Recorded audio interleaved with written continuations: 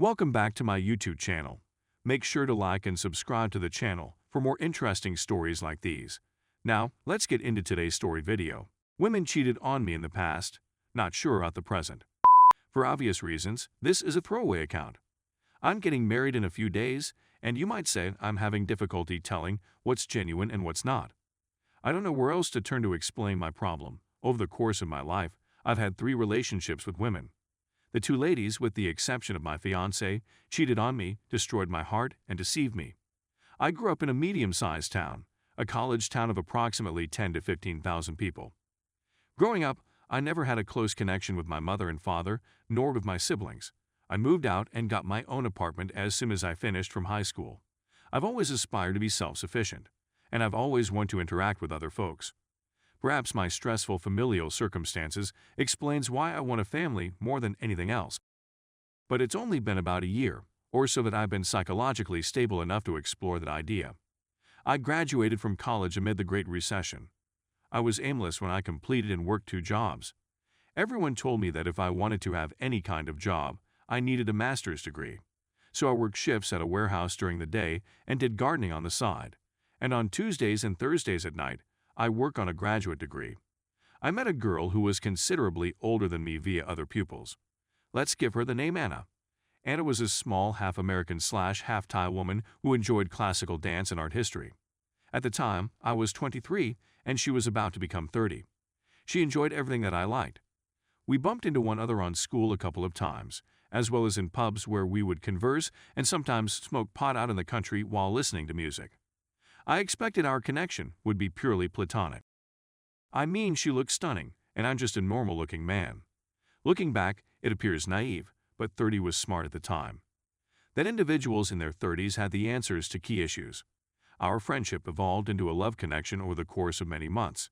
I had always been in love with her, and I believe I had persuaded her to fall in love with me as well. Anna had a kid, let's call her Aaron, who was 5 years old when I began dating her. Her biological father had left the family and relocated. So her early ideas about family reminded me of mine, or I could identify to her. I made it my mission to be as near to a father as possible. I wanted a family, and I wanted Anna and Aaron to be a part of it. And for almost 2 years, it was like a family. I got into a habit of going to work, coming home for lunch, and then coming home from supper. I play with Aaron, read her stories, and try my best. I suppose I was a lot more conventional than I realized. I told Anna it was okay if she remained at home and that I could work my 2 jobs while finishing school. We would sometimes plan our futures and the nice things that would come in bed. Maybe I'm romanticizing it, but I remember those years and those memories as years of joy. Anna and I still drink, smoke, and have a good time together. We had conflicts and disagreements, just like any other marriage, and we had good and terrible days. So as I already said, my life was excellent. And then there was Evan, my neighbor across the street, who came in and out of our home since we had an open-door policy. We kept some joints packed up in an old cigar box, so Evan could simply come in and help himself whenever he felt like it. And Anna and I had an open invitation to his house. If we wanted wine or peanut butter, we could just stroll over there and get some. So one day during my lunch break, I received a text from Evan saying he was about to open the front door when he saw Anna and one of my best friends kissing. Evan said that they did not notice him. Let's call him John, since he was the person she was kissing. John was small and not very handsome, but he hailed from an affluent family and was about to complete his medical degree.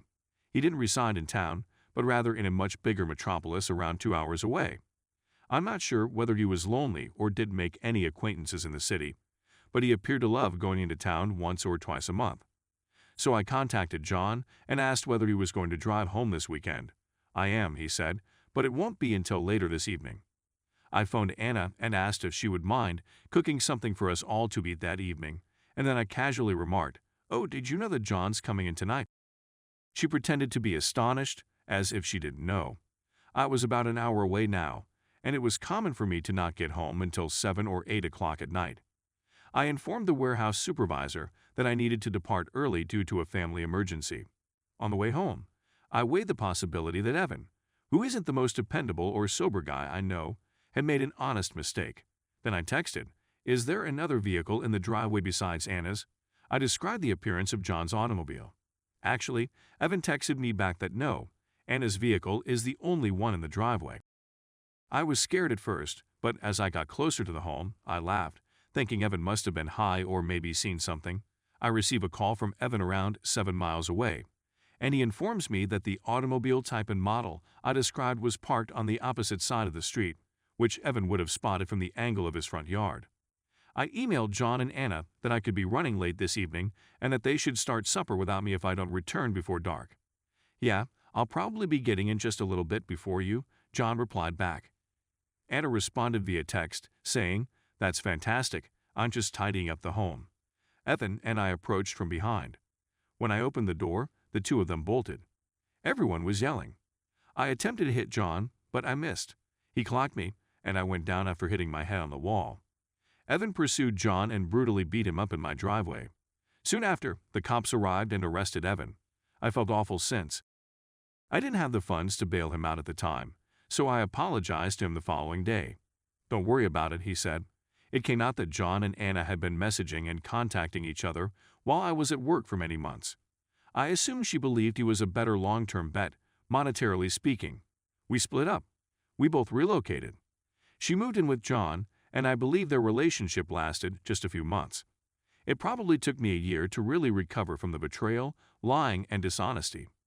I eventually returned to my hometown and began dating Alex, a girl I'd known since high school. In actuality, I was far more in love with her than she was with me. We dated for approximately 2 years before moving in together for about a year. She eventually received a job offer in Colorado. She'd be earning almost twice as much as she was where we lived. In any case, Alex broke the connection by claiming, "I don't believe our relationship is viable with us, living so far apart." I told her I may be able to find work there, but she said no since she wanted to start again. You recall Evan from earlier. The man I trusted and believed was a close friend. Well, around a year ago, I discovered a lot about him. I ran across a common friend, the man who used to sell pot to Evan and me while drinking at a pub. The anecdote of Evan being arrested came up at some point throughout the talk, and we had a nice chuckle over it. I said something encouraging. Evan, on the other hand, was a wonderful person. When I informed him I couldn't pay the bail because I didn't have the money, he didn't even protest. And the guy gave me a strange look, saying, "Man, I knew you detest Evan since he banged both Anna and Alex." Evan had apparently been sleeping with Anna even before John, according to none of my close friends or anybody else. And the reason he assaulted John that night and wasn't furious that I couldn't bail him out was because Anna and John started dating, and I stopped sleeping with Evan. As a result, it had nothing to do with his being a close friend or even like me. And it came out that once Alex relocated to Colorado, she continued to date someone from our hometown, who turned out to be Evan. In reality, she had been sleeping with Evan while we were dating. It took me months to put all of this material together. Before my fiancé, the only 2 women I thought I'd ever loved had lied to me and cheated on me. Worse, everyone around me was aware of this except for me. I can't tell you how embarrassing and damaging this was to my mental health.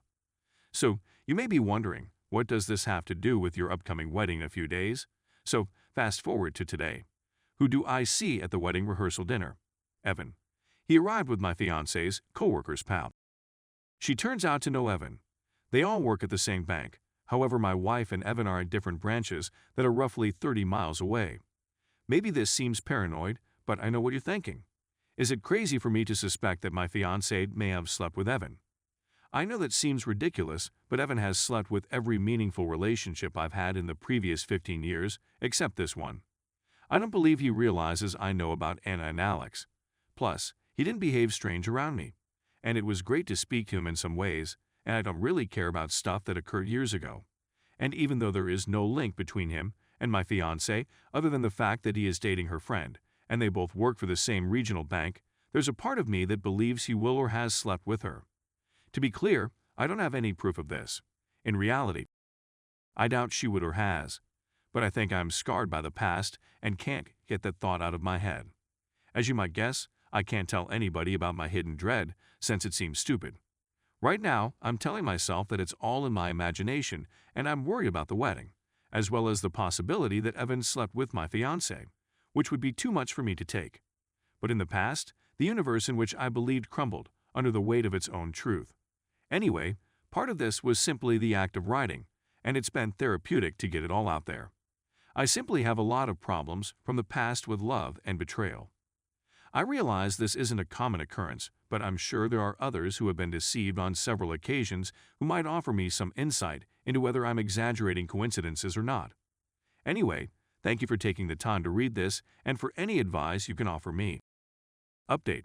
Wow, I was blown away by the outpouring of love this morning. I wasn't expecting that many responses. To be honest, I didn't expect to see any remarks. Thank you really lot. I'm going to inform my fiancé about this history later tonight. I believe I was overthinking things and getting a bit worried. You folks truly swayed my opinion. Final thought, if anything goes wrong, I pledge to return and update this page. Hopefully, everything will go well, and I will be able to marry the woman I love without having to relive the past. Thank you once again to everyone here. It was quite beneficial to me. It means a lot to me.